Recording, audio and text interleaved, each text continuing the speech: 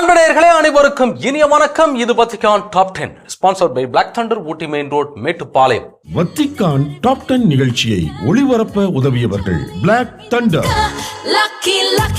Lucky Falls at Black Thunder, Ooty main road, Mettupalayam.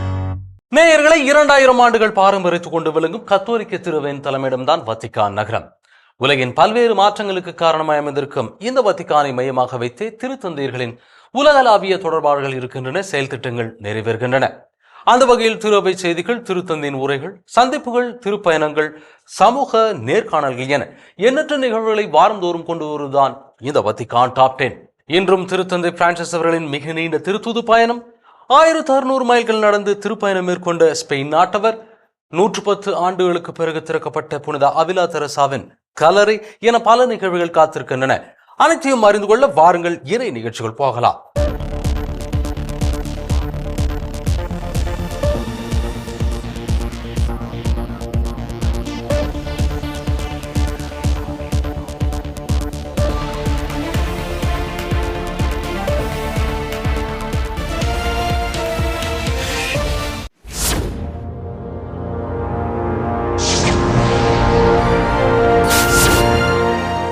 September மாதத்திற்கான இறைவேண்டல் செய்தியை வெளியிட்டிருக்கும் திருத்தந்தை பிரான்சிஸ் அவர்கள் அதில் காலநிலை மாற்றம் மற்றும் பாதிப்புகள் குறித்து குறிப்பிட்டிருக்கிறார். அதை குறித்து இறை நிகழ்ச்சியின் முதல் பகுதியாக பார்ப்போம். செப்டம்பர் மாதத்திற்கான ஜெபக்கருத்தை திருத்தந்தை பிரான்சிஸ் அவர்கள் வெளியிட்டுள்ளார். இந்த முறை பூமி கிரகத்தின் வெப்பநிலையை நாம் கணக்கெடுத்து பார்ப்போமானால் அதற்கு காய்ச்சல் இருப்பதை நாம் அறிவோம் மற்றும் நாம் நோயுறுவது போல் அதுவும் நோயாளியாக இருக்கிறது என தன் செப்டம்பர் மாத ஜெபக்கருத்தில் எடுத்துரைக்கும் திருத்தந்தை அவர்கள் பூமியின் இந்த வேதனை குரலுக்கு நாம் செவிமடுக்கிறோமா என்ற கேள்வியையும் முன்வைத்துள்ளார். மேலும் இயற்கை பேரழிவுகளால் பாதிக்கப்பட்டிருக்கும் பல்லாயிரக்கணக்கான மக்களின் குரலுக்கு நம் செவிகள் திறக்கின்றனவா என்ற கேள்வியையும் முன்வைத்துள்ளார். இத்தகைய பேரிடர்களால் அதிக அளவில் துன்புறுவது ஏழைகளே என கூறும் திருத்தந்தை பிரான்சிஸ் அவர்கள் இவ்வாறு பாதிக்கப்படும் மக்களே வெள்ளப்பெருக்காலும் வெப்பக்காற்று அலைகளாலும் வறட்சியாலும் தங்கள் சொந்த குடியிருப்புகளை விட்டு வேறு இடங்களுக்கு குடிபெயர கட்டாயப்படுத்தப்படுகிறார்கள் எனவும் கூறியுள்ளார். நாம் ஒவ்வொருவரும் நம் தனிப்பட்ட மற்றும் சமூக பழக்க வழக்கங்களை மாற்றியமைத்து ஏழ்மைக்கு எதிராக போராடவும் இயற்கையை பாதுகாக்கவும் நம்மை அர்ப்பணிக்க வேண்டும் என அச்செய்தியில் அவர் அழைப்பு விடுத்துள்ளார். இவ்வுலகின் காலநிலை மாற்றம் மற்றும் இயற்கை பேரிடர்களால் பாதிக்கப்பட்டிருக்கும் மக்களின் அழுகுரலுக்கு நாம் ஒவ்வொருவரும் செவிமடுக்க வேண்டும் என்பதோடு நாம் வாழும் இவ்வுலகின் மீது அக்கறை செலுத்த வேண்டும் என்பதற்காகவும் ஜெபிக்க வேண்டும் என்று செப்டம்பர் மாத ஜெபக்கருத்தை திருத்தந்தை அவர்கள் நிறைவு செய்தார்.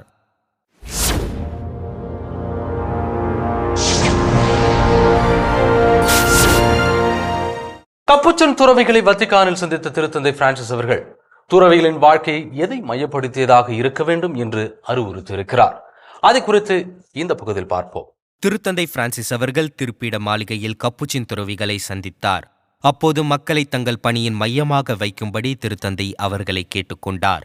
பொருளாதார வளங்களையோ மனித எண்ணங்களையோ ஒருபோதும் மையத்தில் இல்லாமல் பார்த்து கொள்ள விழிப்போடு இருக்குமாறு அழைக்கின்றேன். அவை அனைத்தும் தேவைதான், ஆனால் எப்போதும் அவை மட்டும்தான் மையம் என்று இருக்க முடியாது. ஏனென்றால் மக்கள்தான் எப்போதும் நமது மையமாக இருக்க வேண்டும். மேலும் சகோதரத்துவம், எளிதில் அணுகும் நிலை மற்றும் அமைதிக்கான அர்ப்பணிப்பு போன்ற பிரான்சிஸ்கன் சபையின் 3 பரிமாணங்கள் பற்றி திருத்தந்தை அவர்கள் பிரான்சிஸ்கன் துறவிகளிடையே பேசினார். கப்புச்சின் துறவியர்கள் தங்கள் 86வது பொது சபை அமர்விற்காக ரோம் வருகை தந்த வேளையில் திருத்தந்தை பிரான்சிஸ் அவர்களை சந்தித்தனர். பிரான்சிஸ்கன் சபையானது 1528ஆம் ஆண்டில் நிறுவப்பட்டது என்பது கவனிக்கத்தக்கது.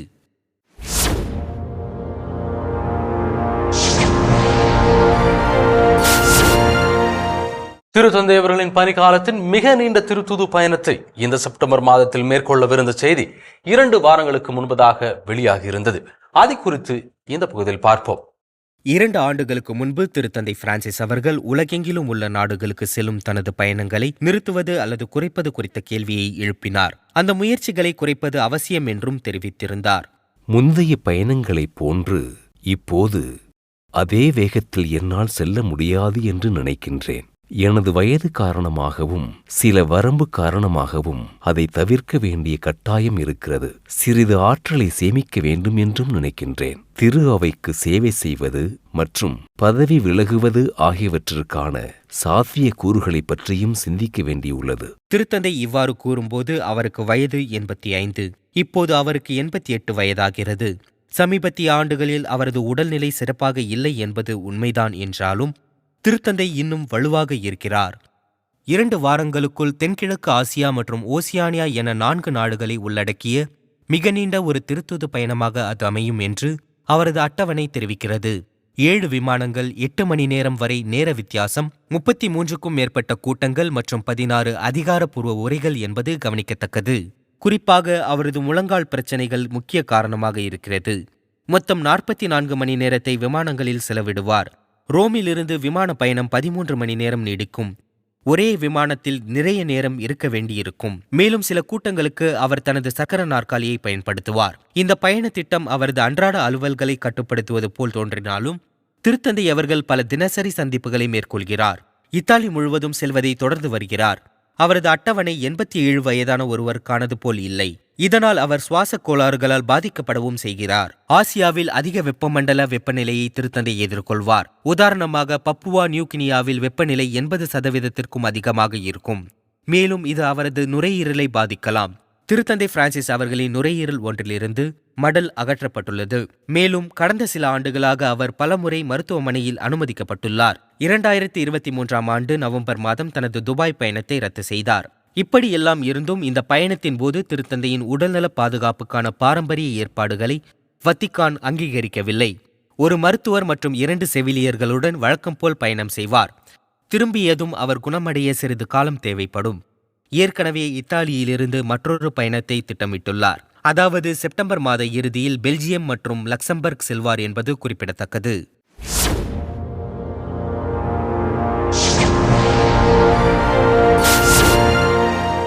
வருடந்தோறும் ஸ்பெயின் நாட்டில் நடக்கும் மறைவரவு திட்டங்களை சிறப்பாக நிறைவேற்ற ஆலோசனை மேற்கொள்ள திருத்தந்தை பிரான்சிஸ் அவர்கள் அந்நாட்டின் தெற்கு ஆயர்கள் குழுமத்திற்கு அழைப்பு விடுத்திருக்கிறார். அதை குறித்து இந்த பகுதியில் பார்ப்போம். தெற்கு ஸ்பெயினின் ஆயர்கள் திருத்தந்தையை சந்திக்க கடந்த முறை வத்திக்கானுக்கு வந்திருந்த போது பக்தியை கவனித்துக் கொள்ளவும் சிறப்பாக நற்செய்தி அறிவிப்பு பணி செய்வது எப்படி என்பது குறித்தும் ஒரு கோரிக்கையாக அவரிடமிருந்து பெற்றனர். ஒவ்வொரு ஆண்டும் ஸ்பெயின் நகரமான செவிலேயில் மட்டும் புனிதவார பவனிகள் போன்ற வழிபாட்டு நிகழ்வுகளில் சுமார் 700 நிறுவனங்கள் பங்கேற்கின்றன. இப்போது அனுபவங்களை பகிர்ந்து கொள்வதற்கும் நற்செய்தி அறிவிப்பை மேம்படுத்துவதற்கும் சகோதரத்துவத்தின் சர்வதேச மாநாட்டை ஏற்பாடு செய்ய முடிவு செய்துள்ளனர். 3500க்கும் மேற்பட்ட உறுப்பினர்கள் இதில் பங்கேற்பார்கள் என எதிர்பார்க்கப்படுகிறது. இன்று திரு அவையின் பணிக்கு எதிரான ஒரு பிரச்சனையை மிகவும் எளிதாக சகோதரத்துவம் தீர்க்கிறது என்று நான் நம்புகிறேன்.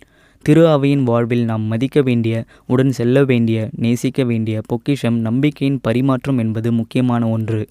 இந்த மாநாடு வத்திக்கானால் அங்கீகரிக்கப்பட்டது. திருத்தந்தை பிரான்சிஸ் அவர்கள் ரோமன் கியூரியாவின் உயர் அதிகாரியான பேராயர் எட்கர் அவர்களை தனது சிறப்பு தூதராக நியமித்துள்ளார். புனிதர்கள் உருவாக்கத்தின் தலைவர் மார்செல்லோ செமராரோ, கல்வி மற்றும் கலாச்சார தலைவர் மற்றும் பொதுநிலையினர் குடும்பம் மற்றும் வாழ்க்கைக்கான தலைவர் கெவின் ஃபேரல் ஆகிய திருப்பீட கழகத்தின் 3 முதல்வர்களும் இதில் கலந்து கொண்டு விளக்க காட்சிகளை வழிநடத்துவார்கள். சாண்டியாகோ ஆலயத்தின் அதிபர் மற்றும் புனித மேரி மேஜர் திருப்பீட பசிலிக்காவின் நியதியாக இருக்கும் மாசராத் உட்பட ரோமில் உள்ள குறிப்பிடத்தக்க ஸ்பானிய பிரமுகர்களும் இந்த மாநாட்டில் கலந்து கொள்வார்கள். சர்வதேச மாநாடு டிசம்பர் மாதம் 8ஆம் நாளன்று ஓர் ஊர்வலத்துடன் முடிவடையும். செவிலே பாரம்பரிய ஊர்வலங்களை இது பிரதிபலிக்கும். மேலும் மாநாட்டிற்கு செல்லும் குறிப்பிடத்தக்க உறுப்பினர்களையும் இது உள்ளடக்கியிருக்கும். இந்த நபர்கள் ஒருபோதும் ஊர்வலத்தில் ஒன்றாக இணைந்ததில்லை. இது ஒரு வரலாற்று தருணமாக இருக்கும்.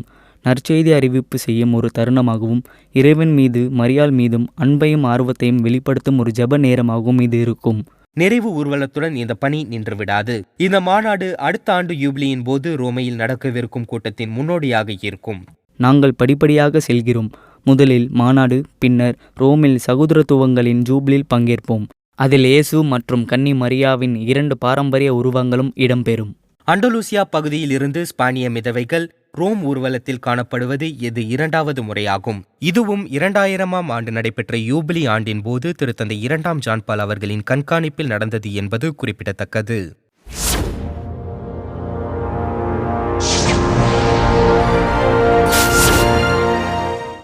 திருத்தந்தை அவர்கள் மையப்படுத்தும் தலைப்புகளில் அதிக முக்கியத்துவம் வாய்ந்தது புலம்பெயர்வோரின் நலவாழ்வாகும். அது தொடர்பான சிறிய செய்தி தொகுப்பை இந்த பகுதியில் பார்ப்போம். திருத்தந்தை பிரான்சிஸ் அவர்களின் திருப்பிட தலைமையில் புலம்பெயர்தல் என்பது ஒரு தொடர்ச்சியான மையக் கருத்தாக இருந்து வருகிறது. அவை அனைத்தும் வெறும் பேச்சுகளாக இல்லை, மாறாக அவை குறித்து 3 உறுதியான அடையாளங்களை அவர் ஏற்படுத்தியுள்ளார். 2016ஆம் ஆண்டு திருத்தந்தை அவர்கள் லெஸ்போஸுக்கு சென்றபோது 12 பேருடன் ரோம் நகருக்கு திரும்பினார். அவர்களில் பெரும்பாலோர் சிறுவர்கள். இவர்கள் அனைவரும் போரில் அனைத்தையும் இழந்த 3 சிறிய குடும்பங்களை கொண்ட குழுவாகும். சாண்ட் எஜிடியோ சமூகத்துடன் சேர்ந்து வத்திக்கான் அவர்களின் பராமரிப்பு மற்றும் தங்குமிடத்தை ஏற்பாடு செய்தது. 2021ஆம் ஆண்டு திருத்தந்தை பிரான்சிஸ் அவர்கள் இந்த கிரேக்க தீவுக்கு சென்றபோது அங்கு அவர் இந்த குடும்பத்தை சந்தித்தார். அவர்கள் அகதிகள் முகாமில் வசித்து வந்தனர். சில நாட்களுக்கு பிறகு அவர்கள் ரோம் நகருக்கு சென்றனர். அங்கு சிறுவனுக்கு பாம்பினோ ஜெசு மருத்துவமனையில் அறுவை சிகிச்சை செய்ய முடியும் என்று திருத்தந்தை நம்பினார்.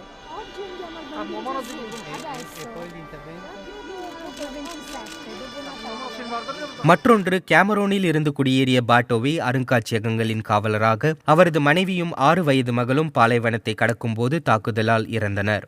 இந்த சூழலில் அவர் மட்டும் உயிர் பிழைக்க முடிந்தது. மேலும் ஒரு தன்னார்வ தொண்டு நிறுவனத்திற்கு நன்றி தெரிவித்த திருத்தந்தை பிரான்சிஸ் அவர்கள் பாட்டோவின் கதையை பகிர்ந்து கொண்டார். மேலும் 2015ஆம் ஆண்டு திருத்தந்தை மற்றொரு அடையாளத்தை ஏற்படுத்தினார். மூவேளை ஜெபத்தின் போது உலகம் முழுவதும் உள்ள பங்கு குருக்களிடம் பின்வரும் கோரிக்கையை வைத்தார். ஐரோப்பாவின் ஒவ்வொரு பங்கு தளமும், ஒவ்வொரு மத சமூகமும், ஒவ்வொரு துறவற மடமும், ஒவ்வொரு ஆலயமும் ஒரு குடும்பத்தை ஏற்றுக்கொண்டு வழிகாட்ட வேண்டும். மேலும் திருத்தந்தை பிரான்சிஸ் அவர்கள் புலம்பெயர்ந்த சூழ்நிலையை தொடர்ந்து கவனத்தில் கொண்டு வருகிறார். புலம்பெயர்ந்தோரை விரட்டுவது பெரும் பாவம் என்று பொது பார்வையாளர்கள் சந்திப்பின் போது அவர் தெரிவித்தது கவனிக்கத்தக்கது.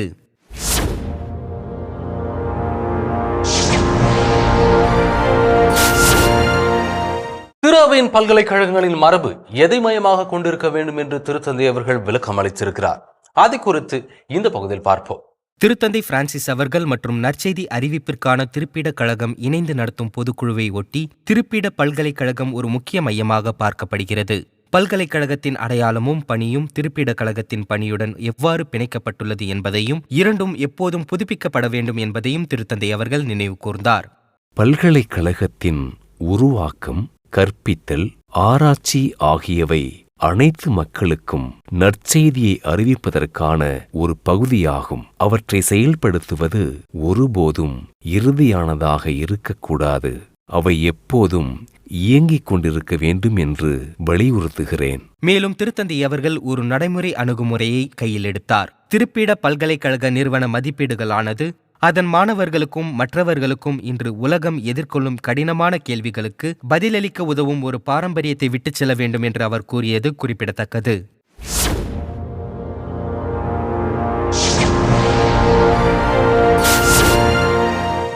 நான்கு மாதங்களாக 1600 மைல்களை கடந்து ரோம் நகருக்கு நடந்தே திருப்பயணம் மேற்கொண்ட 2 ஸ்பெயின் நண்பர்களை குறித்து இந்த பகுதியில் பார்ப்போம். ஜெசஸ் மற்றும் ஜெசஸ் என்பது இவர்கள் இருவரின் பெயர்கள். இவர்கள் சகோதரர்களைப் போல தோன்றினாலும் உண்மையில் இவர்கள் நல்ல நண்பர்கள். ஒருவர் ரிசர்வ் மிலிட்ரி மேன், மற்றவர் லத்தீன் ஆசிரியர். பணி ஓய்வுக்கு பிறகு ரோமுக்கு திருப்பயணம் செல்வதே இவர்களது குறிக்கோளாக இருந்தது. அவர்களின் பயணம் வழக்கமான ஒன்றுதான். கார் இல்லை, விமானம் இல்லை, படகு இல்லை. மாறாக 4 மாதங்களாக 1600 மைல் தூரம் நடந்தே வத்திக்கானுக்கு வந்துள்ளனர். ஓய்வு பெறும்போது சற்று வித்தியாசமான ஒரு சாகசத்தை மேற்கொள்வோம் என்று முடிவு செய்தோம். ரோம் செல்ல வேண்டும் என்ற யோசனை எங்களுக்கு வந்தது. அது முதலில் பைத்தியக்காரத்தனமாக தோன்றியது. நாங்கள் முடிக்கும் வரை இது பைத்தியக்காரத்தனமானது என்று நான் ஒருபோதும் எண்ணவில்லை. இறுதியில் எங்கள் சொந்த ஜபங்கள் உட்பட அனைத்து வகையான உதவிகளுடன் நாங்கள் ஆகஸ்ட் மாதம் 6ஆம் தேதியன்று வத்திக்கான் சதுக்கத்திற்கு வர முடிந்தது. இப்போது நாங்கள் சூரியனைப் போல பிரகாசமாக உணர்கிறோம். அவர்கள் ஸ்பெயினில் உள்ள குவாதலூப்பே அன்னை மரியா ஆலயத்தில் இருந்து இந்த திருப்பயணத்தை தொடங்கினர். மேலும் இலக்கு வத்திக்கானில் உள்ள 6ஆம் பவுல் அரங்கத்தில் நிறைவு பெறுவதாகும். பொது பார்வையாளர்கள் சந்திப்பின் போது திருத்தந்தையை சந்திக்கும் வாய்ப்பும் இவர்களுக்கு கிடைத்தது. திருத்தந்தையிடம் ஏதோ சொல்ல சில நொடிகள் இருந்தன. நாங்கள் அவருடன் கை குலுக்கினோம். குவாதலுப்பேயிலிருந்து திருப்பயணமாக வந்திருக்கிறோம் என்று ஜேசஸ் அவரிடம் கூறினார். பின்னர் நாங்கள் வரும் வழியில் ஜபித்து கொண்டிருந்த ஜபமாலையை திருத்தந்தை அவர்கள் ஆசீர்வதித்தார். இந்த பயணத்தின் மூலம் இருவரின் நம்பிக்கையும் வளர்ந்துள்ளது. அவர்கள் வீடு திரும்பும்போது வாழ்க்கையில் ஒருமுறை மட்டுமே காணக்கூடிய இந்த தனித்துவமான அனுபவத்தின் நினைவுகளை தங்களுடன் எடுத்து செல்வார்கள் என்பது கவனிக்கத்தக்கது.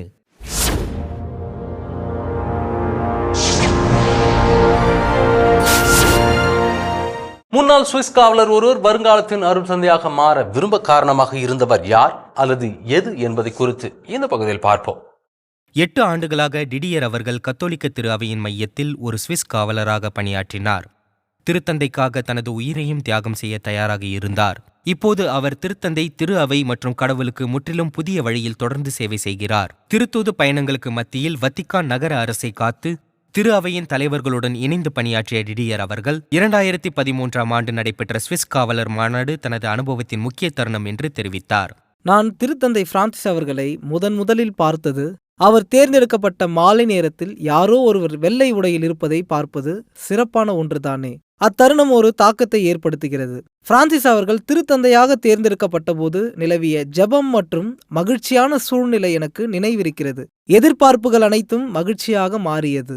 டிடியர் அவர்கள் 16ஆம் பெனடிக்ட் அவர்கள் திருத்தந்தை பதவியில் இருந்தபோது 2 ஆண்டுகளும், திருத்தந்தை பிரான்சிஸ் அவர்களின் கீழ் 6 ஆண்டுகளும் சுவிஸ் காவலில் பணியாற்றினார்.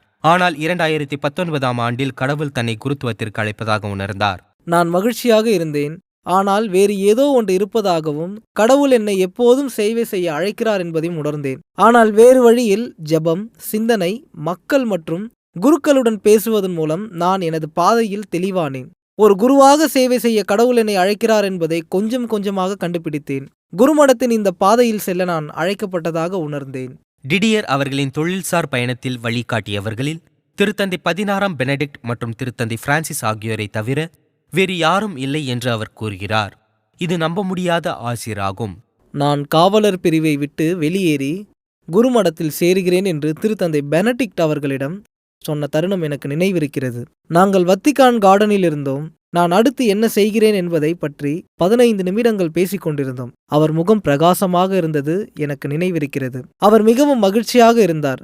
திருத்தந்தை பிரான்சிஸ் அவர்களும் இதை எதிர்பார்த்தார்கள் என்று நான் நினைக்கவில்லை. அவர்கள் இருவரும் எனது தொழில் பயணத்தில் என்னுடன் சேர்ந்து எனக்கு உறுதுணையாக இருந்துள்ளனர். டிடியர் அவர்களின் வாழ்க்கையின் முக்கிய அம்சம் ஒழுக்கம்.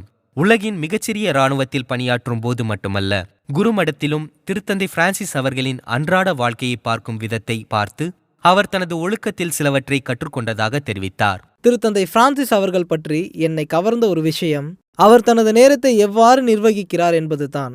நாளின் ஒவ்வொரு நிமிடமும் முக்கியமானது.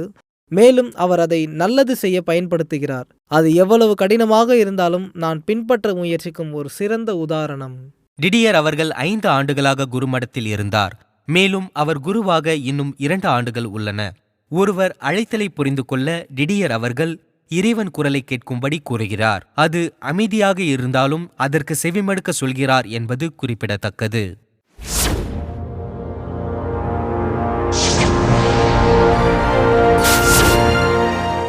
அன்னை மரியின் காட்சிகள் அல்லது மற்ற இறை வெளிப்படுத்தல்களை எவ்வாறு கையாள்வது என்பதை குறித்து புதிய வழிமுறைகள் கடந்த மே மாதம் வெளியிடப்பட்டது நாம் அறிந்தது. அதன் பிறகு இது தொடர்பாக நிகழ்ந்தவற்றை இந்த பகுதியில் பார்ப்போம். மே மாதம் வத்திக்கான் கோட்பாட்டு அலுவலகமானது மரியன்னை காட்சிகள் என கூறப்படுவதை மதிப்பிடுவதற்கான ஒரு புதிய முறையை நடைமுறைப்படுத்தியது. இந்த விதிமுறைகள் விரைவாக செயல்படுத்தப்பட்டன. சுமார் 3 மாதங்களுக்குள் வத்திக்கானிலிருந்து 7 பதிலிருப்புகள் வெளிவந்துள்ளன. அவற்றில் 4 மரியன்னை காட்சிகள் ஏற்கப்பட்டும் பிற 3 நிராகரிக்கப்பட்டும் உள்ளன. மரியன்னை காட்சிகளில் ஒன்று 1947ஆம் ஆண்டிற்கும் 1966ஆம் ஆண்டுக்கும் இடையில் இத்தாலியில் உள்ள ஒரு செவிலியருக்கு செய்திகளை அனுப்பிய மேரி ரோசா மிஸ்டிகாவின் பக்தியின் அங்கீகாரத்தை உள்ளடக்கியது. ஆனால் வத்திக்கானின் அனுமதி பெறாத வேறு 3 வழக்குகள் இருக்கின்றன. இது பல காரணங்களுக்காக இருக்கலாம். இது குறித்து ஒரு மரியாள் இயலாளர் விளக்கமளித்திருந்தார். இத்தாலியில் ட்ரெவிக்னானோவின் வழக்கு இதற்கு ஒரு எடுத்துக்காட்டு. இது குறித்து திருப்பிடக் கழகம் தனது நிலைப்பாட்டை தெளிவுபடுத்தியது. 1940ஆம் ஆண்டுகளில் ஆம்ஸ்டர்டாமில் இதே போன்ற ஒரு வழக்கு இருந்தது. திருத்தந்தை 6ஆம் பவுல் அவர்கள் ஏற்கனவே இதில் கூறப்படும் காட்சிகளை இயற்கைக்கு அப்பாற்பட்டதாக பார்க்கவில்லை என்று கூறியிருந்தார். நம்பிக்கை கோட்பாட்டிற்கான திருப்பிடக் கழகத்தின் இந்த பதில்கள் வழக்குகள் கோட்பாட்டின்படி உள்ளதா இல்லையா என்பதை அடிப்படையாக கொண்டுள்ளது. எந்த நேரத்திலும் திருப்பிடக் கழகமானது ஒரு மரியன்னை காட்சி உண்மை என்று அங்கீகரிக்கவில்லை. இந்த அதிகாரத்தை ஃபாத்திமா அன்னை காட்சி மற்றும் லூர்து அன்னை காட்சியில் நடந்ததைப் போல் திருத்தந்தையால் மட்டுமே பயன்படுத்த முடியும் என்பது குறிப்பிடத்தக்கது.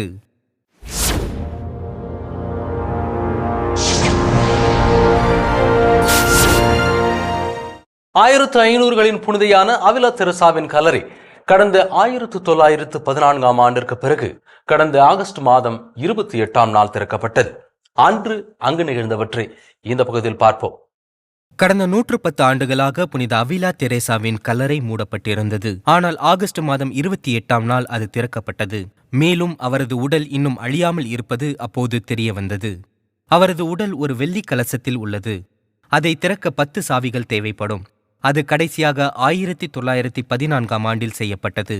அந்த ஆண்டு எடுக்கப்பட்ட கருப்பு மற்றும் வெள்ளை புகைப்படங்கள் அவரது நிலை சரியாக இருப்பதை காட்டுகிறது. புனித அவிலா தெரேசாவின் கல்லறை திறப்பானது இத்தாலிய மருத்துவர்கள் மற்றும் விஞ்ஞானிகளால் மேற்கொள்ளப்படும் அவரது திருப்பண்டங்கள் பற்றிய ஆய்வின் தொடக்கத்தை குறிக்கிறது. மேலும் இது வத்திக்கானின் ஒப்புதலை பெற்றுள்ளது, அதாவது திருத்தந்தை மற்றும் புனிதர்களின் காரணங்களுக்கான திருப்பிட கழகத்தின் அனுமதி பெற்றுள்ளது.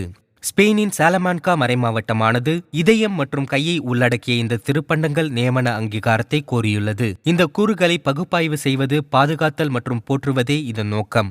இயேசுவின் புனித தெரேசா என்று அழைக்கப்படும் புனித அவிலா தெரேசா அவர்கள் டிஸ்கால்ஸ்ட் கார்மலைட் சபையை நிறுவியவர். அவர் 1582ஆம் ஆண்டு இறந்தார்.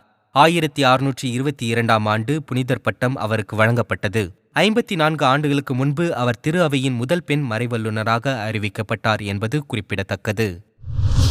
என் அன்புநேயர்களே, இன்றைய நிகழ்வு அனைத்தும் நீங்கள் பயன்பெறும் வகையில் அமைந்திருக்கும் என்று நாங்கள் நம்புகிறோம். மீண்டும் அடுத்த வாரம் இதே நிகழ்ச்சியில் சந்திக்கிறோம். இது Vatican top 10 sponsored by black Thunder, Ooty main road, Mettupalayam.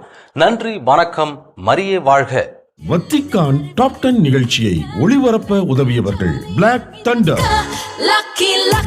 Lucky Falls at Black Thunder, Ooty Main Road, Metupalayam.